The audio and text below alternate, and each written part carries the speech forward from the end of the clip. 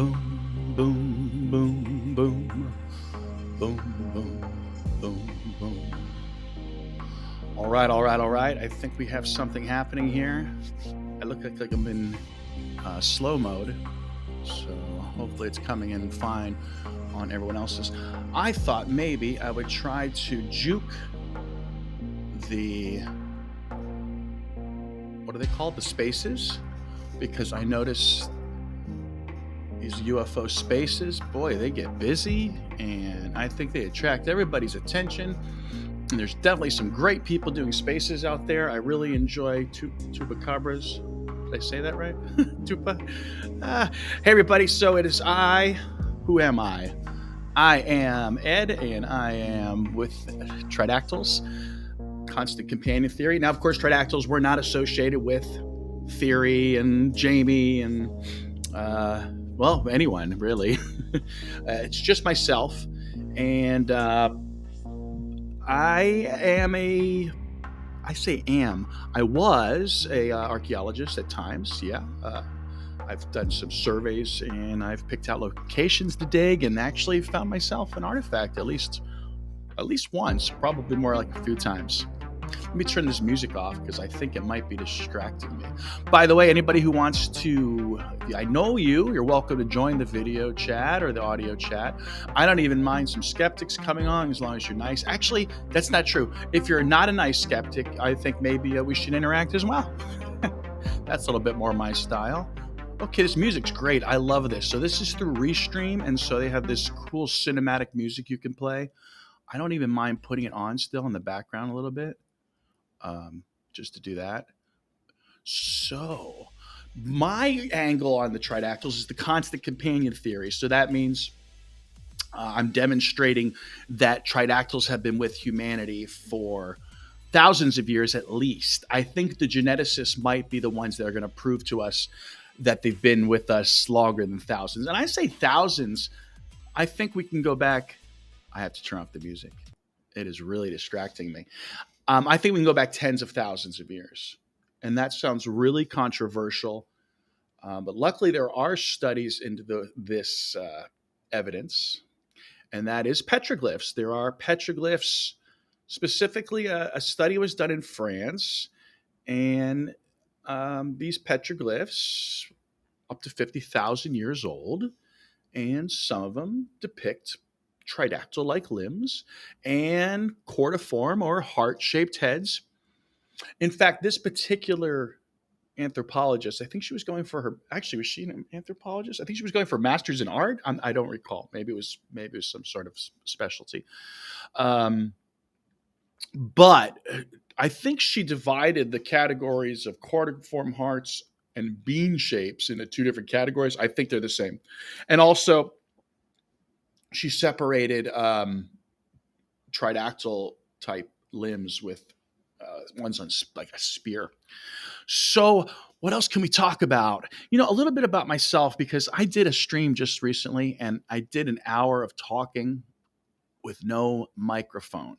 So this stream is going to go an hour. So if you get bored, feel free to drop off. You can listen to the recording. If you want to talk to me, I would love that. When people talk to me, it sparks my brain. Even dissenters, you could feel free to chat, and ideally any of the chats on my platforms. So I'm using YouTube right now, Facebook, X, and I think Kick. I feel like there's one more. So I'm able to chat with everybody in text. So if you ever want to just comment on a text chat, that's probably the easiest way to interact. Otherwise, I have a little invite guests button up here I'm looking at. And if I know you, I'd love to. In fact, sometimes I just send invites to people randomly, and they're like, what is this? Why don't you tell me what this is? A little bit about myself. So, as a kid, growing up in Bridgeport, Pennsylvania. I was born in Rochester, New York, upstate New York. Bridgeport's like between Philadelphia and Valley Forge, I think. Other areas around there's Bryn Mawr, Villanova, Norristown. Anyway, in my front yard, I actually discovered a little faience, little blue Egyptian sarcophagi, a shabti, when I was a kid in the yard. Now, I'm sure someone dismissed it as non-Egyptian. Looking back, judging by the color, maybe it was Egyptian. Who knows? And someone lost their Egyptian shabti. I don't know. Well, this is one of these things from childhood. You have this memory. Where'd it go? What happened to that thing? Did I give it to someone? Did I lose it? It fall out of my pocket in the woods? Did your mom throw it away? Did your mom throw away your comic book collection? My mom did not throw away my comic book collection, but I suspect other things disappeared. But it's my fault. I gave away most of my action figures. I digress. I found this little faience, this little Egyptian statue. And as a child, this felt like, Scooby Doo mysteries here. I just found the mummy. But I think the important lesson for me was that strange, wondrous things can happen. What's the Soupy Sales thing going back? It's anything can happen day. And so I think that was the importance of that lesson. And who knows, that little discovery may have set me on a journey that brings me right to the Tridactyls today. Now, there was other things along the way that prompted me to take this journey. My Aunt Maggie in Rochester, New York now, she used to take me to the Native American museums. So from there, I grew an appreciation for other peoples. Now, of course, with Native Americans, one of the things we love to do, we love to romanticize them, don't we? And I don't even know if they care anymore. Have you watched some of these guys on TikTok? There's these Native Americans on TikTok, and they just got everybody just listening to their every word. It's great. So I wish them luck. I of course myself have worked on the Seminole Indian Reservation with the children there, so I have my own sort of affinity. My last name, even there's a famous sort of proto-anthropologist of the Caribbean, Bartolome de las Casas. He is known as Amigo de Indigenos, the friend of the Indians. So sometimes I wonder if there's some providence involved there. So her aunts, my Aunt Maggie's aunts, gave me the Time Life book collection, which I've made a short little video on. I don't know if you guys are familiar with those, but those books have anthropology in it. They have early man. They have primates. They have just evolution in general. And what was cool about those was this was 1970s, and so the In Search of episode had come on with Leonard Nimoy. God, oh man, I used to love that show. And one of my favorite shows was the Bigfoot show, the Patterson film, which of course people have argued back and forth and dismissed as fake. And well, I think there's some of us believers out there who think otherwise. What was interesting to me, even though Bigfoot was deemed fake, there in my anthropology books, my Time Life books, were Bigfoot-like beings. I just felt like almost it was a misdirection by society, if you will. So how many of these misdirections have been going on for thousands of years? Later in life, I was bartending at a particular bar, and a gentleman who came in who was an editor, and he gave me Carl Sagan's book. Oh, what was it? The Demon Haunted World? Is that what it is? So I can't recall the book.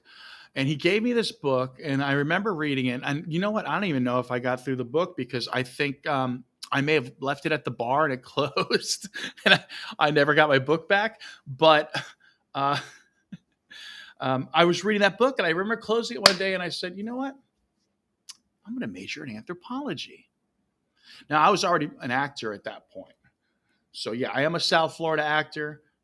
I do that as a really just sort of a hobby. Of course, you hope something happens of it. I say hobby, but I am a professional actor, so I do get paid professionally. And, it's usually these local commercials and whatnot, but every now and then a film role comes up. Hey, I thought for fun, why don't we take a look at my film reel, and you can see a little bit of my stuff. That would be cool. Please hold.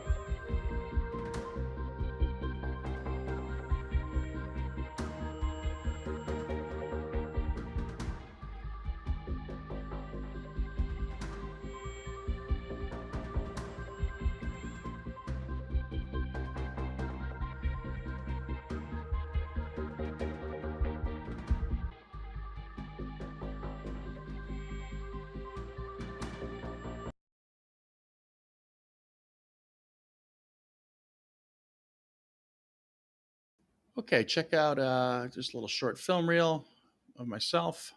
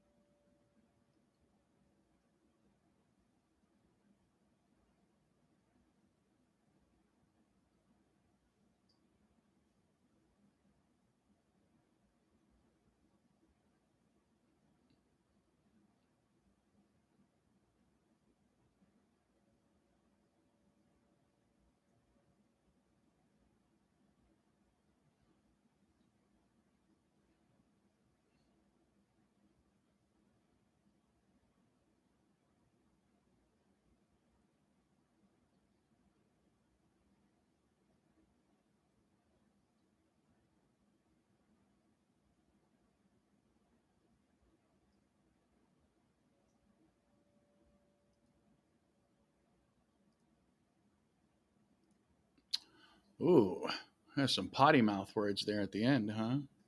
Just aired that. All right, all right. So a little bit about my there's about to be self. So yes, I do some acting on the side. I just wanted to give you a little background on myself. So when I got my BA in anthropology, I didn't have to take drama. I didn't want to major in drama. I was already doing acting stuff. My parents would ask me, "What are you going to do with that degree?" And I would look at them and say, with all seriousness, I don't know, work at a museum. Well, don't you know, I ended up working at a museum in Davie, Florida. Davie, Florida? No, Dana. See, I get that mixed up like everybody else. It's Dania Beach, Florida. It's that N and the V, and you mix it up, and you have a whole. Anyway, Dania Beach, Florida. The museum is still there. The building, I should say, is still there. There is the dinosaur is still coming off the side of the building. And that museum sadly closed. But here we are. This brings us to today's topic, which is tridactyls. Now, how did I get involved in the tridactyls? Well, like everybody else, I think I saw the pictures on Google and I said, fake, fake cake, eat the fake cake, right? Well, I was wrong. My girlfriend said, hey, take a look at this. And I took another look at it. And wow, something in my brain went ding. And maybe not until after really I heard some of the testimonies and read Clifford Miles' paper, and hearing Dr. Zalsi Benitez's testimony. But those things combined with remembering these beings, I actually recognized the Nazca mummies. I don't know how many people on the planet can say they recognize them. Maybe you're out there and they're just not hitting the airwaves like I am. But I recognize them from two particular regions, Canada and the Caribbean. Now, here's the other weird thing. I actually asked my professor at the time, and I want to say the class was called Peoples of the World. It's sort of I want to say it's not quite anthropology 101, but it's sort of like this intermediary class. Like it's a very similar type of, more like a very introspective anthropology 101, or it's just in the specifics. Anyway, it was in that class, and I saw petroglyphs in Canada. I saw petroglyphs in the Caribbean, and they looked similar. And I remember asking my professor, like, hey, is there a connection between these two cultures? Because that would just be any logical person's, I think, question, right? When you see similarities, when you see connections, when you see patterns, as they say. But he said no. How could these two cultures be similar? Of course, looking back, really, they are both part of a sort of a North American indigenous culture anyway. So we're all connected, right? These people out there who say, how can we evolve from monkeys? Well, everything on planet Earth is related. So did we evolve from trees, man? Yeah, man. Trees are your cousins, man. So he said no, they were not related. And do you remember what I call, there's Occam's razor out there, and there's a lot of skeptics. Skeptics think they're using Occam's razor, and I call it Occam's spork, because it really does nothing. And so Occam's spork is this: it's people in the past who saw the tridactyl limbed beings, because other people have seen tridactyl limbed beings. Now, sure, a lot of people recognize the tridactyl limbs. I actually recognize the head shape more than anything. Of course, the tridactyl limbs with the head shape together, you've got a hit, I think, into this phenomenon. But in the past, people would say, well, they had three fingers because people were too lazy to draw the other two. Yeah. That's their Occam's spork. Or three was too difficult, or five was too difficult. Anyway, people come up with the craziest stuff. And I think some of these sort of crazy theories, this crazy actual just folklore, what would you call that? I'm going to say modern folk tales. And we get these modern folk tales in our head, and then some, maybe even an anthropologist who saw things through dare I say, probably a Christian European male domineering patriarchy, through the patriarchy at you, because the people deny the patriarchy, but then they advocate for the husband is the ruler of the house. Okay, well, that's the patriarchy. So anyway, you can fight your patriarchies or you can join them, whatever you want to do. That's not the point. The point is that those anthropologists may have seen things through a particular lens.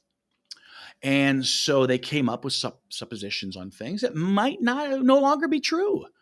Why? Because we have a new set of data. We have a new data point. We have the tridactyls. We have the bodies. I feel bad for the Bigfoot Sasquatch people, don't you? It's like they don't have a body. They got the Patterson film, which in a way is more than we have. I don't know. As far as we, the tridactyl people, I'm both, though. I have a report up on the BFRO.org site. I did spot skunk ape prints. I have heard calls as a child in Western Mass, too. What are we on about today? I'm trying to say I recognize these faces, these cordiform shaped faces. That was the beginning of my journey, was this recognition, which set off a ding in my brain. Now, what's fun about that, so I'm picturing this sort of Indiana Jones, Raiders of the Lost Ark map. I'll have to make like a graphic for it, right? Where they're like, dun, dun, dun, dun, the plane flies, but I don't go anywhere. I just sit here, right? And we leave from Peru and we go to Bella Coola, Canada, and the Caribbean, to the Taino people. And we see more cordiform shaped heads. We see tridactyl limbs. More importantly, we see associated with these the mother goddess imagery. So what is mother goddess imagery? Mother goddess imagery is a stick figure many times giving birth to a stick figure. This is mother goddess imagery. The Taino Caribbean imagery, that mother goddess has tridactyl limbs. Also found in association, I would say most commonly and throughout cultures and time, is the spirals. Now, this is another one of those, Occam's spork, man. I don't know. It's weird. Occam's spork says spirals were created because it was fun and easy to draw. Whoo! It's like people just totally miss the importance of symbolic language to the ancient people. So their analogy is, well, people like to draw today, so they were just drawing it then. Yeah, but people also like to create films and document cosmologies and religions and beliefs and document history. So the spiral is more than just a doodle, especially when you see these doodles throughout time, throughout cultures, throughout continents. We got any comments yet today? We're not. We're live, restream. We're talking. Let's talk tridactyls. I am Ed, your resident xenoanthropologist. I've adopted the term xenoanthropologist. I believe I'm going to be one of the first and one of the best out there because I did recognize those bodies, and I have spent the entire year. We're going on an entire year soon. It'll be like weeks to a month away of my full time engagement in this.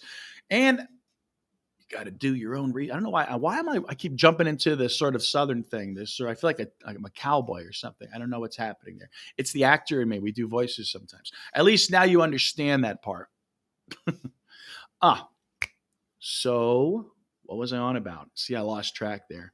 How is everybody doing? I said I was live. Feel free to contact me. We're talking about my connections. We're talking about xenoanthropology. I am making the cultural connections between the tridactyl beings, which, if you see, there's a lot of work being done in Peru. And I did some cursory research in Peru, but since immediately my journey took me away from there, I was off and running. I think some of the Peruvian, South American, maybe Central American researchers, some of them are still sort of focused on that area, and they're focused on the physiology, on the biological aspects of the being, and that's fine. Let them do their thing. But I was off and running from there. So let's pretend we have our little Indiana Jones Raiders of the Lost Ark map. Dun, dun, dun, dun, dun, dun. We end up in Canada. We end up in the Caribbean. Where do we go from there?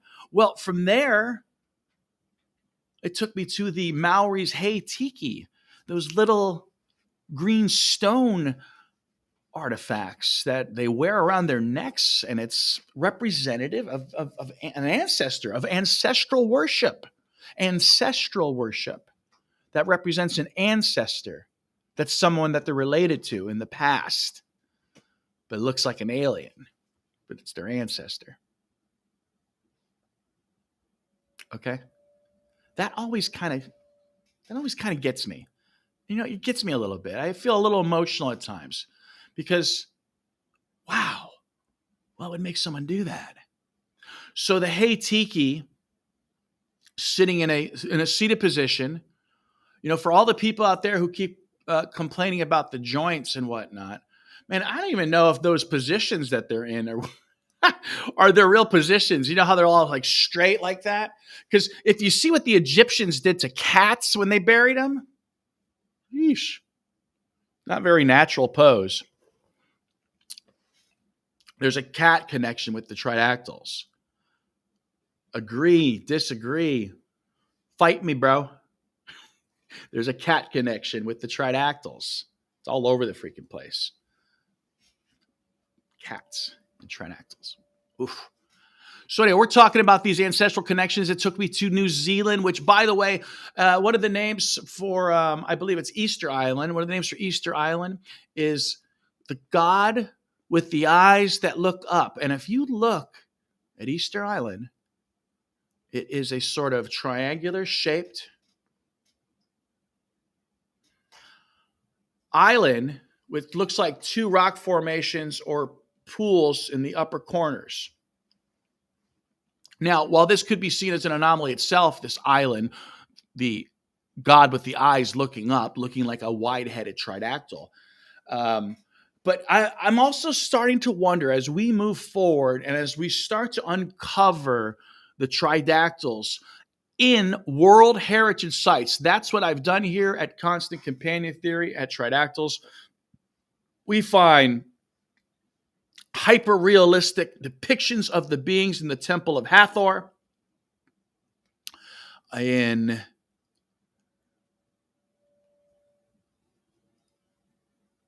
sorry, I was reading a text. It doesn't take much for me to go, ning. Temple of Hathor, the Jasmalanji Temple in India, Bayon Temple. If we've looked at some of that, maybe we'll get into that later today. So, what are we on about? We went to New Zealand. We're talking about big art structures, perhaps. I don't know. I'm all over the place. I'm excited today. It's early. This is probably my earliest chat I've done. I don't see anybody on Spaces, at least I'm following, coming up. So I guess that's how it works. So it says there might be 7 people watching. I don't know if that's true or not. This thing says 2. Are one of those accounts mine? I'm not sure. But whatever. As someone said, this will be recorded for posterity's sake, right? So I should stay focused. We're on our little Indiana Jones map journey.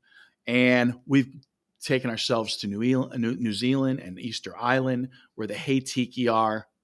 Green stone, typically red-eyed, so you know. Red-eyed, green stone. So it's as though the ancients are trying to tell. Tridactyl-limbed.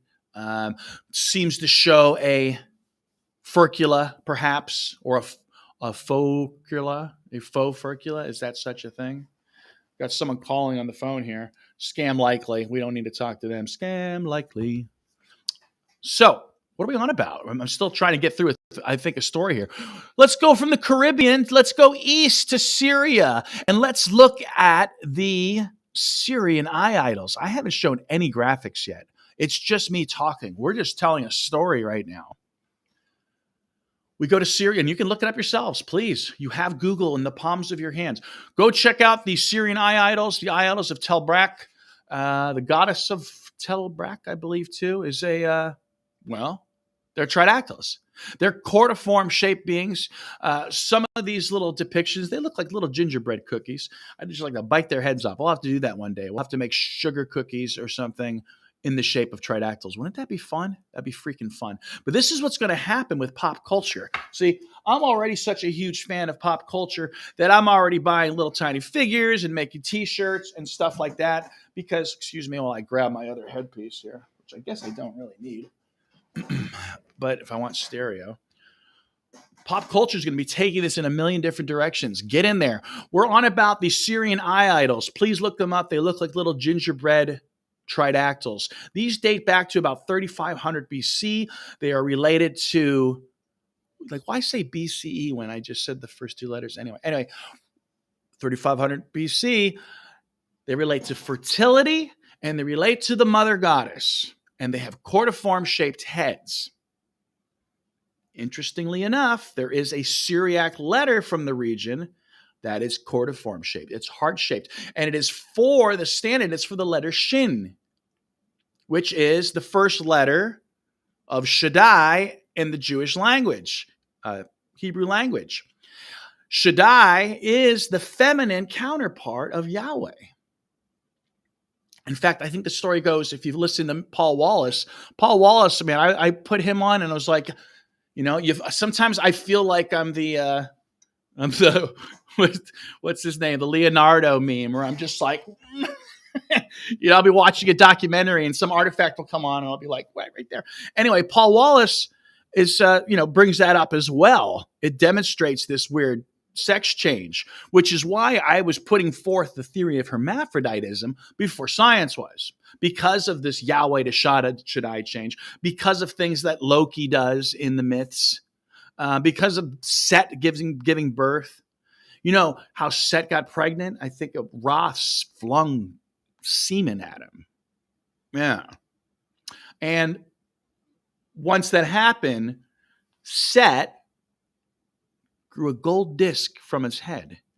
Does that sound like a certain specimen to you? Isn't that one of the most unique things we found is that gold disc? I say we, like I was there. We as a culture, as a human society, as Tridactyl fans. Any Tridactyl fans out there, feel free. You can come on the show, video-wise. If you're not comfortable with video, you can just do audio and don't turn your camera on. I can send you the link. It helps if I know you. And or you can just chat.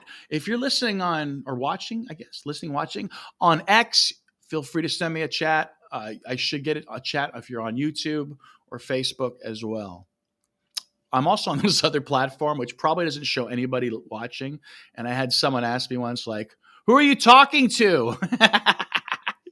I'm talking to anybody who'll listen, God darn it, because that's where I'm at right now. I feel like, let's say if I knew there was an alien invasion tomorrow.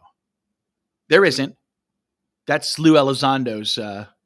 Let him do the saber rattling and war drum pounding on that one. Ah, la, la, la, la, la, la, la.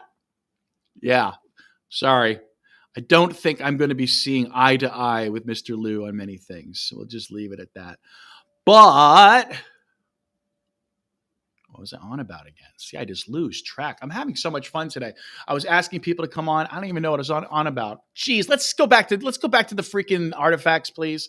If you can remind me, jump in. Syrian eye idols. What else can we say about that? We were talking about the letters. We were talking about the hermaphroditism. We were talking about being ahead of the curve on science. How? By going back to the myths.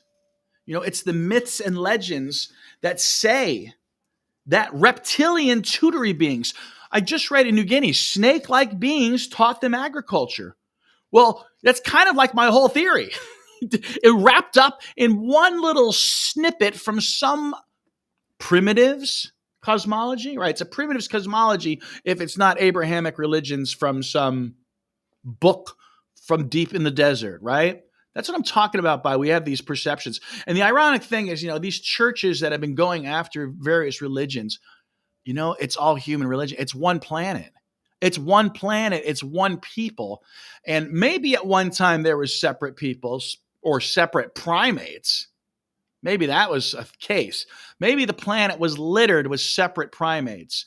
But what ended up tying us all together maybe were these tridactyls. That's a job for the geneticists and the DNA. Maria's DNA is uploaded on the National Health Institute.org, I think. Feel free to fact check me on anything. I mean, let's go. Fight me, bro. I don't remember stuff either. So you're going to fight me and things. And I'm going to be like, okay, whatever.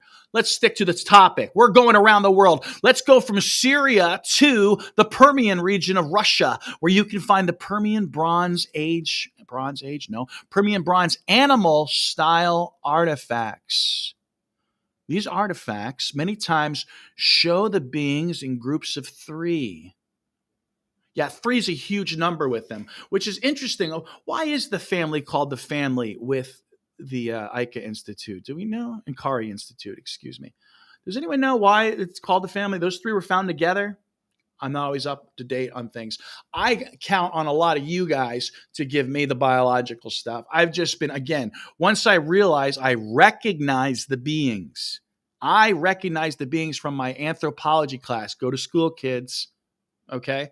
So I've been researching full time for a year now. So while people are still arguing llama skulls, I dropped that a year ago. Once the paleontologist and the forensic scientist says they're real, I don't understand what else people need. It's like saying there's a bear in the woods and someone's saying, proof? You got evidence? Yeah. What's it called? Citations? Whatever, Let's go to Permian Bronze Age. Check those out. Many of them come in groups of 3. You'll see cordiform, heart-shaped beings with tridactyl limbs. You will see the Master of Beasts motif, aka Master of Animals motif. So that's great. We've gone through various forms of symbolism in just this conversation. And when I say symbolism, it sounds dismissive, like I'm talking emojis. I'm talking symbolic language. When we talk about heart-shaped faces and mother goddesses and ancestral beings, that's a connection. Where does the heart shape come from? I was in a debate with someone who's like, I wrote a book on heart shapes. I don't know what you're talking about. And it's like, well, I mean, you didn't go far enough. You didn't go far enough back in time, When I was researching and I found the petroglyphs, the cave drawings of what looks like heart-shaped heads and tridactyl limbs, I was like, I went too far. Too far back. It's like being in a time machine. Went too far back. And then recently, when I was investigating Milan Cathedral and finding hyper-realistic tridactyl faces on their rooftop amongst their art, I went too far to the future, too far. It's like starts to get a little scary as we draw the tridactyls into the present. Because if these beings were so powerful, go check out Bayon Temple. Bayon Temple looks pixelated, okay? It looks like, what would you say, AI? It looks pixelated. And Bayon Temple depends on the perspective of the viewer. So this particular steganography is perspective anamorphosis, where it depends on the angle of the viewer and the distance of the viewer if you really want to see the perfect tridactyl heads there. I hope to get into some visuals today. Right now, I'm just trying to take us on one journey. This is one story, more or less my story, but it is how I connect the dots to the various symbolism. What was our last symbolism? Mother goddesses. We didn't even talk about serpents and snakes. So with the spirals come images of serpents and snakes as well. Symbolism. We talked about hearts. We talked about tridactyl, trident shapes, cross. It's like a cross type shape. It's like the shin letter. It could influence a lot of things. It looks like an arrow in the opposite direction. We've noticed that before. Spirals, mother goddesses, ancestor worship. And I forget where we are. Are we in Permian? We're talking about master. That's what, geez, boy, I get way off track. Bear with me, folks. Feel free to drop a line to get me back on track. I am welcoming people onto the show today. I can invite guests. You can simply just drop a chat in the thing. Are there any spaces going on yet? Let me know about that. I hate to compete with spaces. I'll see me talking here, and then there'll be a spaces going on, and then I'll click on the space, and it's some guy talking about his egg salad sandwich from 7-Eleven. Woo! I guess they're comfortable with each other. I go off on tangents too, but I'm trying to stay on topic, which is, let's talk tridactyls. And we're talking about where these things are found. Permian animal bronze style depicts cordiform shaped heads, tridactyl limbed beings, many times in families. Many times these beings conceal the head of another being. Okay, this is the arms as face motif. Again, to my knowledge, I don't. It's funny because what's happening is the research is leaving sort of anthropology, and I feel like it's entering art history. In fact, I'm finding that if anthropologists aren't going to listen to me about this, about these discoveries, archaeologists, for those of you that don't know, I'm going to start going to art professors and seeing if they'll pay attention to some of this, especially when we're dealing with this grand use of perspective and steganography.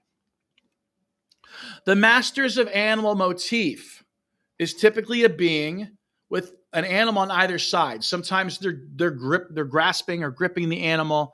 Sometimes it's many times it's serpents. Sometimes it could be some sort of antelope. It could be anything. Sometimes there's animals underneath at their feet as support. So they're standing on something for support. That's one of these conspiracy theory things I have for you. I'm a Reformed Catholic, as they say, right? Or an escaped Catholic, maybe. Those statues of Mary standing on a serpent's head, I don't think they mean what we think they mean. It means it's not. She's not conquering that serpent. That serpent is supporting her. Yeah, weird.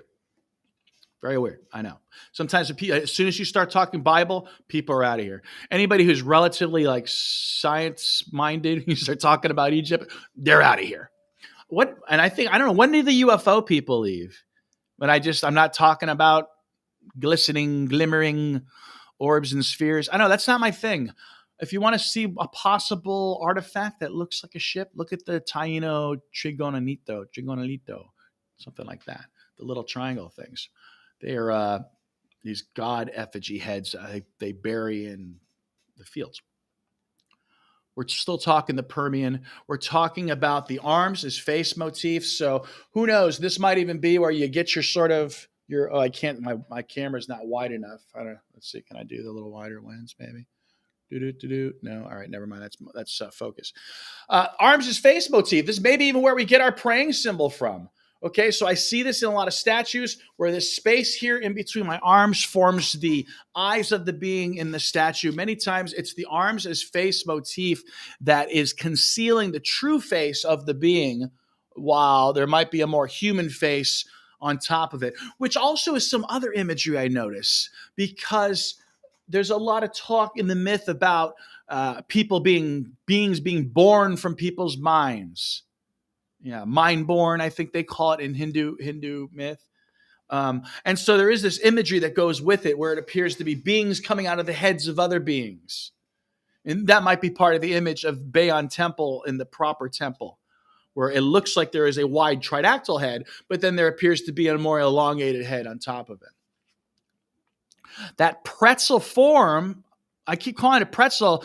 I believe pretzels are inspired by the heads of tridactyls. Now, a lot of times people dismiss this immediately.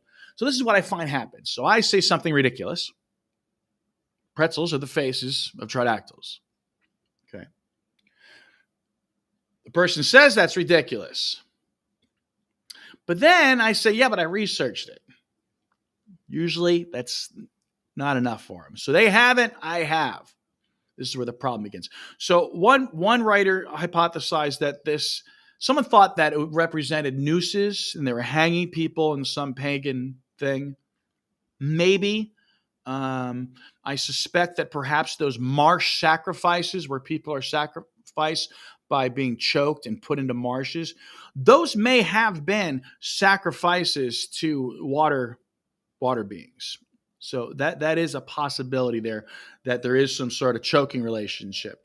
But it turns out that this pretzel shape is related to a goddess very similar to the goddess of the rivers of Europe who have inspired the fleur de lis.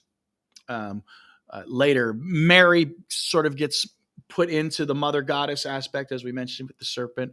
So the floor ends up being said to represent Mary, but it's really a mother goddess. So the fleur de lis, like our heart symbol, is this iconized, this stylized symbol, and iconic, really. This stylized symbol for a tridactyl mother goddess in birth. And you'll see with the constant companion theory that I point out time and time again that plants and trees are frequently stand-ins for the beings. Ultimately, with the ultimate motif being tridactyl as mother goddess, let's get back to the master of animals motif. What is that showing? Well, it's showing typically a human-like being between two animal-like beings. Many times serpents, sometimes one of the serpents has horns. Note the tridactyls, some of their craniums, some of their skulls have pronounced cranial ridges, very horn-like, very goat-like horns. I suspect those horns are the impetus for countless myths and legends. Whew, we're doing it today, aren't we? I wanted to do a stream today. I owed myself an hour because I did a full hour without a mic on. That hour was cool though because it had lots of graphics. So who knows? I think I might just come back and do a graphic show after we tell this story. Right now we're still in Russia. And we're looking at artifacts that could have been as late as the 12th century. As late as the 17th century, Peter the Great was removing tridactyl-like letters and serpentine letters from the Cyrillic language. Now, we talk about the church maybe being the enemy of pagans, but I understand those letters were added by the church. So is the church at war with itself, as humanity is? Has humanity and its religions been propped against each other, or is it just something natural we do? I feel like it's natural. Look at the United States. Oh my God. The team politics is, it's like Super Bowl, you know? Sorry, man. I'm like Star Wars, Dungeons and Dragons. I don't do Super Bowl. I watch the commercials. And to me, it's the same mentality. Sorry.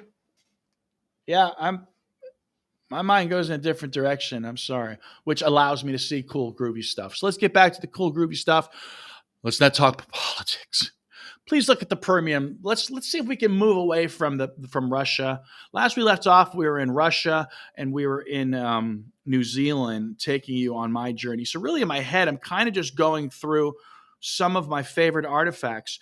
You know, we did preempt the DNA as well because we preempted the DNA because we alluded to the Nagas and the dragons of Asia being these beings.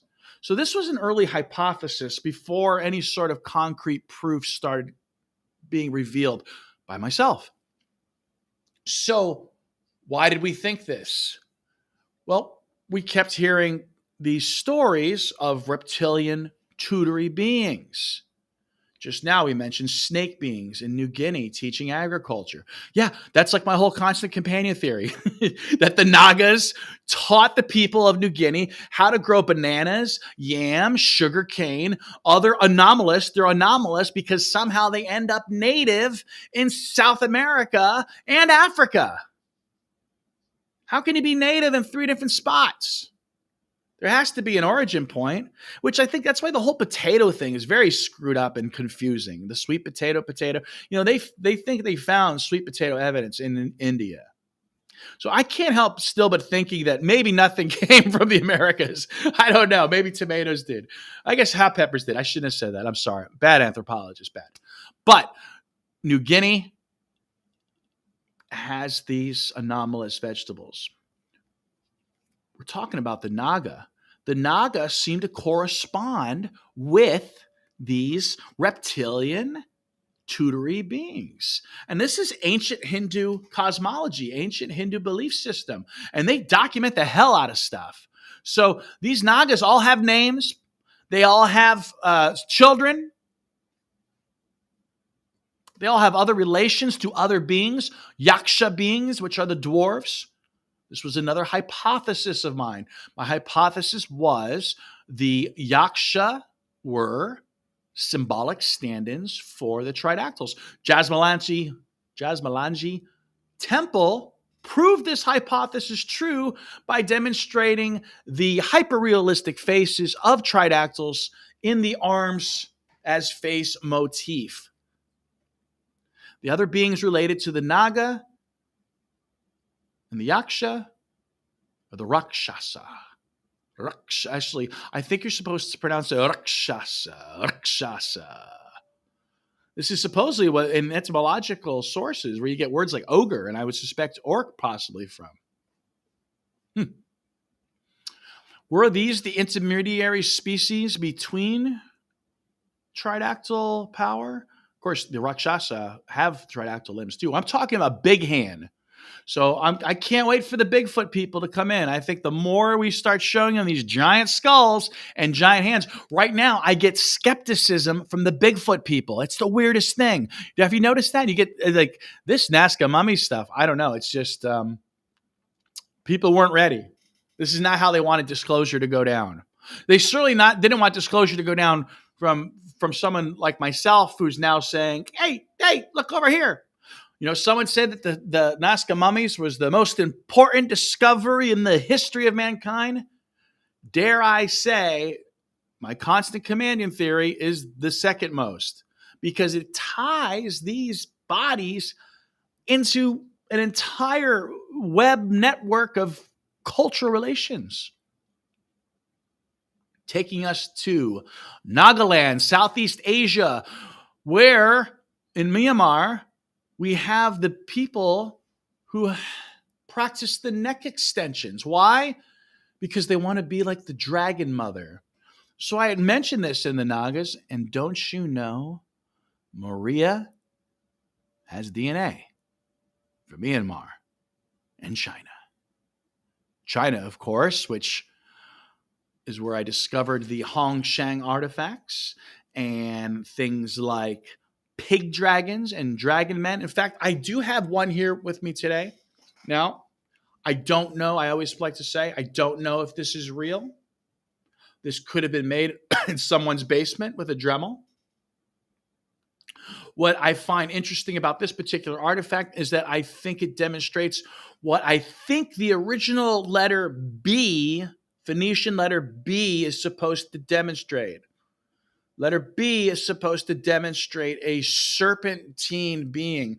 These triangle-like heads is how they depict the beings. And I don't know if it's just because of their wide eyes or because of their temporal bones. These temporal bones, I think, help perhaps widen that face because the easy for you to say, supraorbital, no, that's not right either. Orbital. That's what it is. There's a P in there, right? Orbital. Oh my God, is it B? I'm sorry. More coffee. Them arches, the cordiform shaped arches lead right into the temporal bones. These are these big triangular bones on the side. Look for those. They're pretty cool. I think they might appear in art and they might help make these triangle heads. I don't know. Let's see. Take a look at today's artifact. I haven't shown a Hongshan in a while. You know, let's move it in and we'll just get a close-up on it. There we go.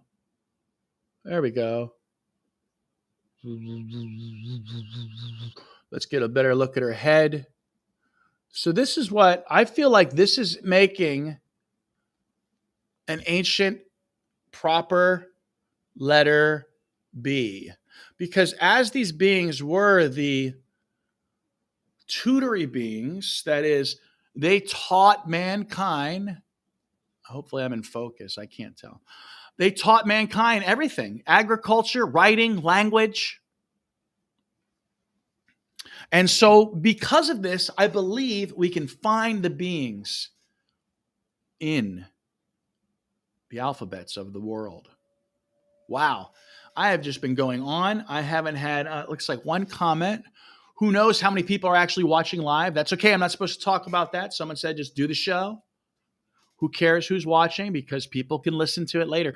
So if you're just tuning in, I have just been on an hour rant. I am trying to demonstrate how I recognize the beings from Bella Coola petroglyphs and Caribbean Taino petroglyphs depicting cordiform or heart-shaped beings with tridactyl limbs, which led me on a journey to water serpents, mother goddesses, ancestral worship, and reptilian tutory beings.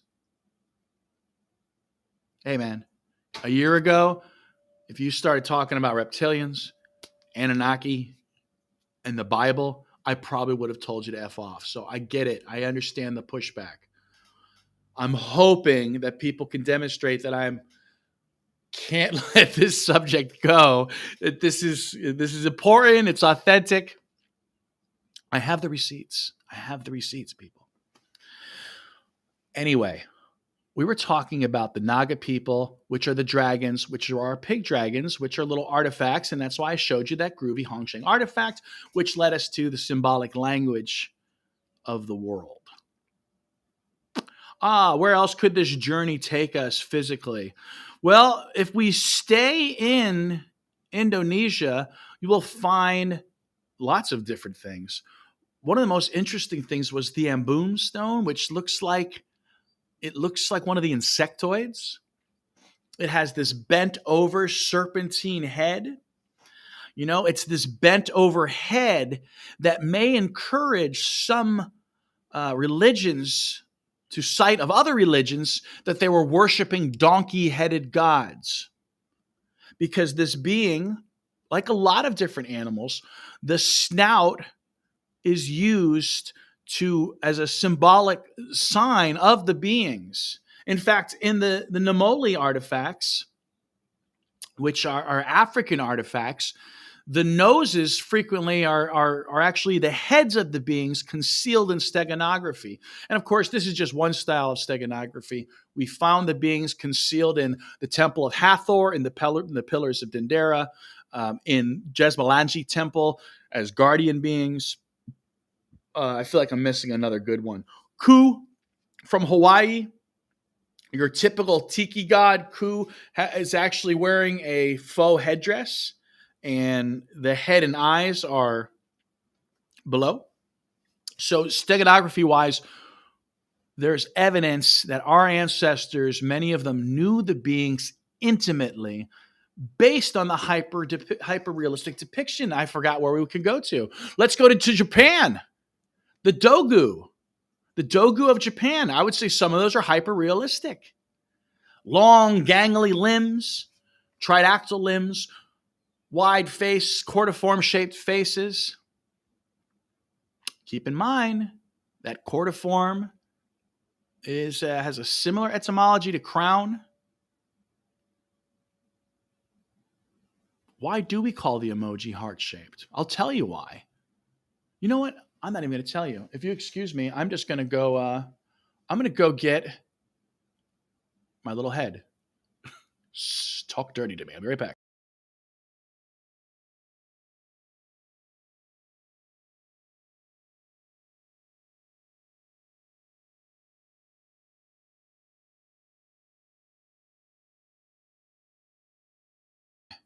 All right. Thank you for holding. So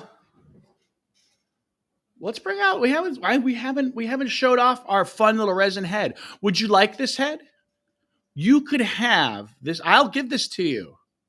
Would you like it? This cool. It's not 3D printed anymore. That's the other one. This is resin cast, and this is painted by local cosplay artists, Jesse Malero. Hey guys, anthropologists out there, primitive ancient man fans. You know, I'm looking at the skull. I'm like, gosh, that's a weird looking skull. It's so weird looking. Look at it. And then I'm looking at like Homo erectus and like Dragon Man, go figure. Dragon Man's skull of China. Dragon Man's, come on. And it looks kind of like this. It's very similar. So, and then I was looking at the insectoids, and the insectoids, I don't know if the insectoids quite had this countenance either. So I want to know is, first of all, is the insectoids the type genus, which I'm giving the name Naga? Are they the type genus? And then these guys supposedly have human DNA. So then is human DNA I don't know genetics. I don't know this Frankenstein stuff that people could be doing in the background, Yeah, we're blocking her face here. So here we have Josephina. You can have this. I'll let you know how later. Cordiform shaped. Not much of an indentation here. Maybe you can see a little bit more in her forehead, but some of them have a more pronounced cordiform shape. So that's a heart-shaped face.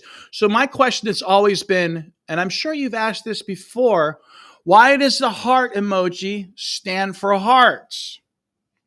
Well, coincidentally, there is a mythological animal known as the hart, which is a white horned being. I think they like to hunt it and eat it for its magic powers. There's a lot of that going on. Ritual cannibalism. We may have gotten ritual cannibalism from eating these things. Maybe they even suggested it. Here, eat me. Maybe you've heard that before. So why is it called the heart? I'll tell you why I think it's called the heart, because this doesn't look like a human heart to me, right?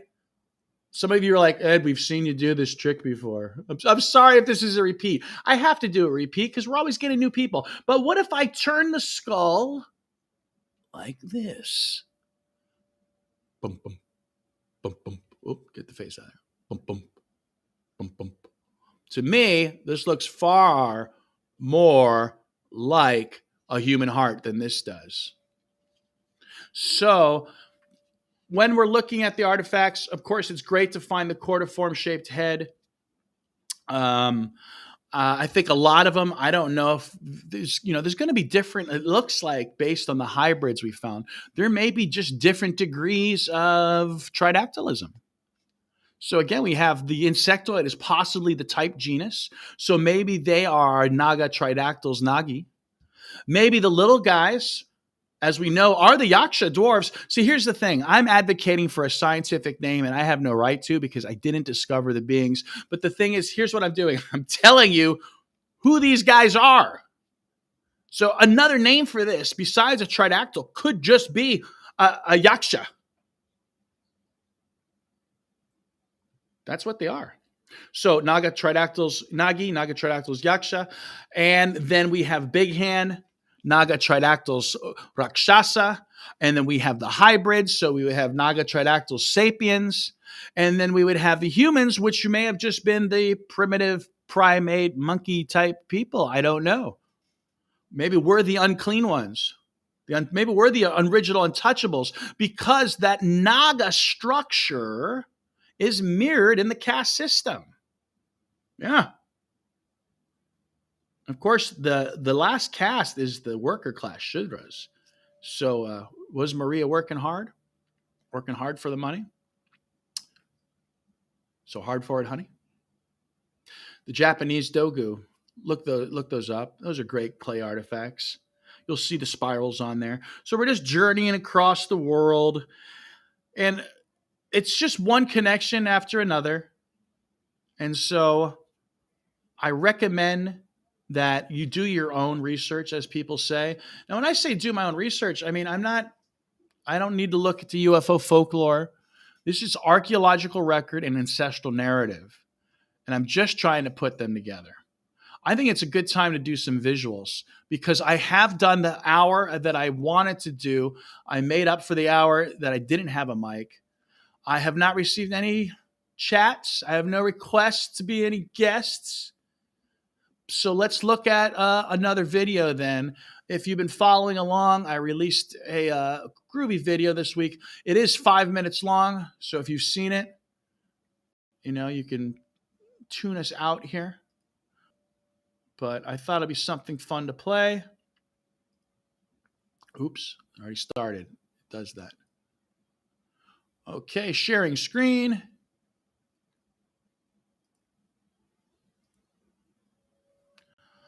I called it the grandest of secrets.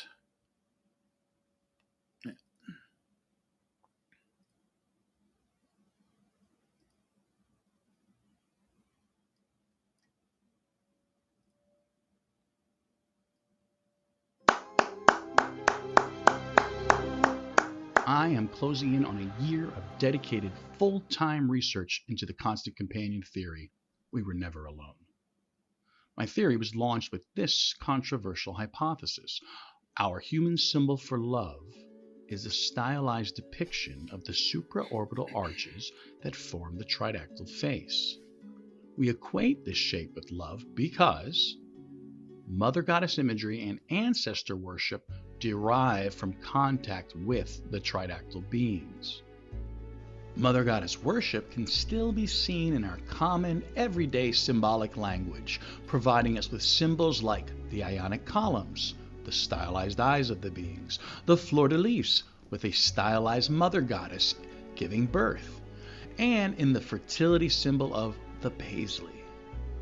Mother Goddess imagery is frequently found with other images relating to the water, or to snakes, or to water serpents, which offers visual accompaniment to the human belief in reptilian post-deluge beings, perhaps best exemplified by the Hindu cosmology's Naga, or Chinese narratives on dragons. Non-human tridactyl beings taught man language, and evidence of their interaction can be seen in the symbolic languages of the world.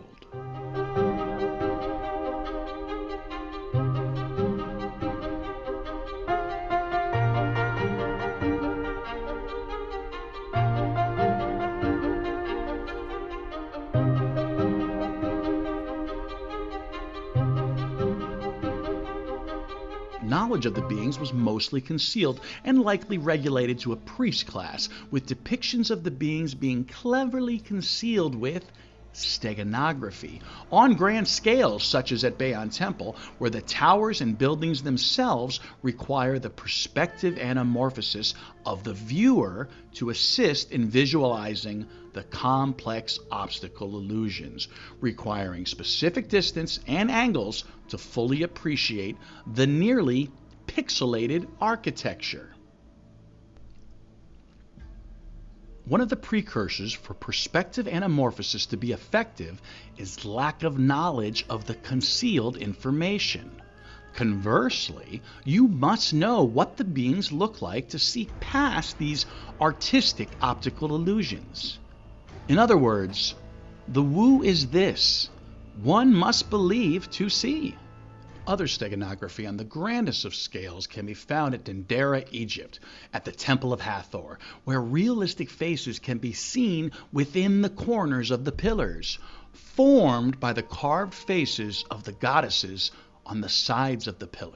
At a temple in India, two hyper-realistic looking tridactyls are concealed with the arms as face motif. This motif can be seen in ancient Egyptian faience, it can be seen in the Vinci culture and Permian artifacts. This motif confirms my hypothesis that Yaksha beings related to the Naga, once considered dwarven creator gods, were in fact symbolic stand-ins for the tridactyls. Vestiges of these beings can still be seen today in modern foo dogs and guardian lion statues.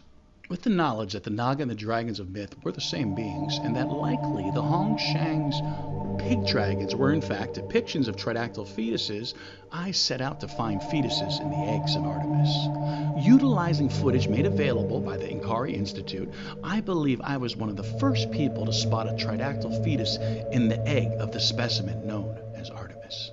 The ancestral narratives of the past have been instrumental in making hypotheses on the beings, allowing for guesses such as marine origins or hermaphroditism or parthenogenesis before the science released their finds. I would like to cease the research, but finds keep coming, with some of the most dramatic finds as of late being a new form of clever steganography of what I am calling the brilliance motif. This perspective anamorphosis does not require the spatial position of the viewer, but requires knowledge of the tridactyl countenance and a forced acceptance of the being's brilliance. The viewer must squint to view the true image hidden within. This motif most shockingly can be seen in the Buddhist Bodhi tree, or tree of life, confirming my suspicions that plants may act as aniconic symbols for the beings. In other words, the Tridactyl Mother Goddess as tree of life motif. Thanks for listening. My name is Ed Casas. I'm trying to become the world's first true xenoanthropologist. I have a BA in Anthropology and Social Sciences with a certificate in Ethnic Studies. My past work has included the Graves Museum of Archaeology and Natural History, the Palm Beach Museum of Natural History, Broward County Archaeological Society, and the Seminole Reservation. This has been the Constant Companion Theory at Tridactyls.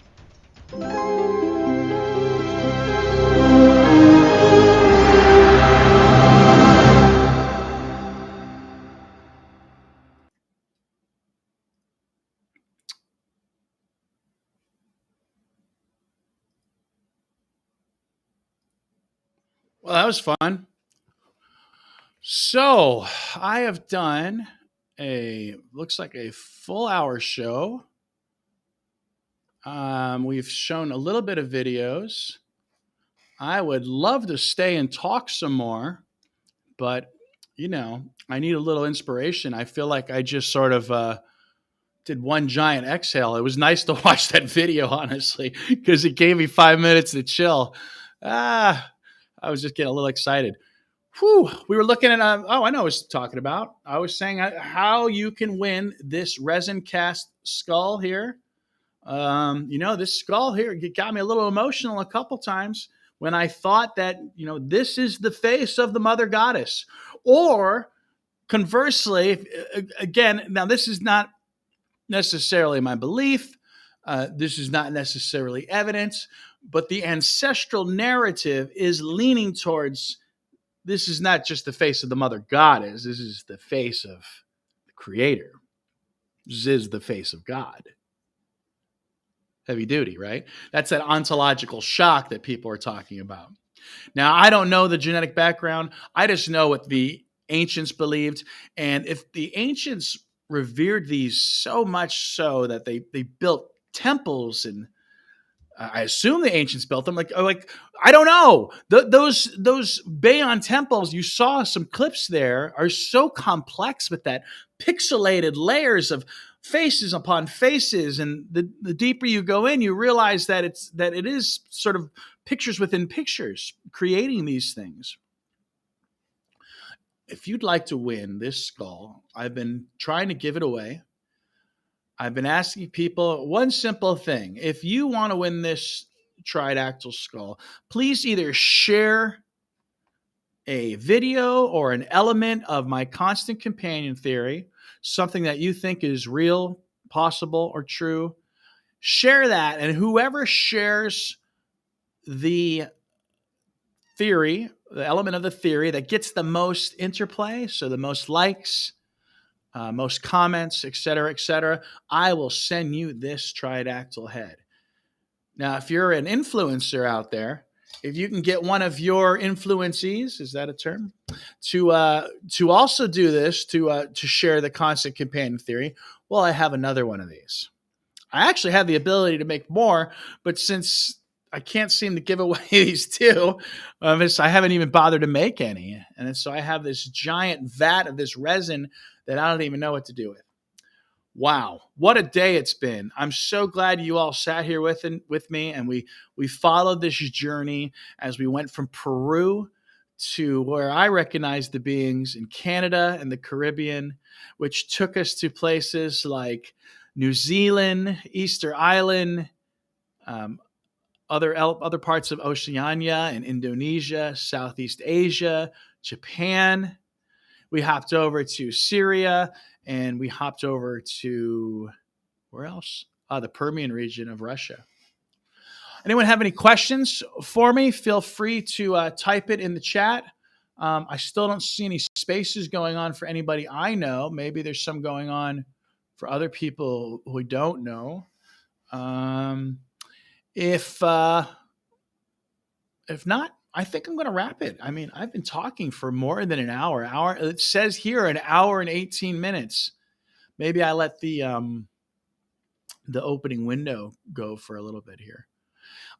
I think it's probably good to stop because I've lost that energy. So hey, thanks for listening. This has been Let's Talk Tridactyls with Ed at the Constant Companion Theory. We were never alone. This is where we demonstrate that tridactyls have been influencing humankind's culture for thousands of years, maybe as long as 50,000 years, if the Ice Age petroglyphs have anything to do with it. And perhaps they may be still an influence today. Who's to say if these are superior beings, why would they just relinquish reins? They might just hop around from culture to culture, disguising themselves as whatever the next political entity is. Who knows? Maybe there's still multiple groups of entities battling each other. The so-called Asuras versus the Devas, the Asir versus the Vanir, demons versus angels, etc., etc. Again, this has been Ed with the Constant Companion Theory at Tridactyls. Thanks for listening for so long. I got to wrap this up. Live long and prosper.